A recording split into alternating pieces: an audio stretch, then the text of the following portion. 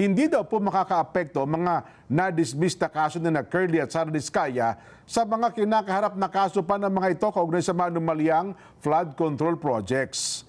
Yan po ang tiniyak ng DOJ matapos na mabasura ang excise tax complaint laban sa naturang mag-asawa.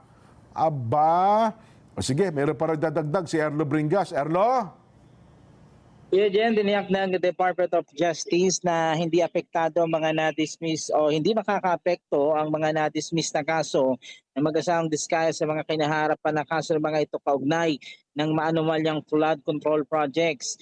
Ayon sa DOJ, tuloy-tuloy pa rin ang investigasyon at proseso sa mga kaso na may kaugnayan sa flood control projects na kinasasangkutan ng iba't ibang personalidad kabilang ng mag-asawang Diskaya. Ayon kay DOJ spokesperson Paulo Martinez, sa mga na-dismiss na kaso kasi ay itinuring lamang na buyer o consumer ang mag-asawa ng mga inangkat na sasakyan at hindi actual importer.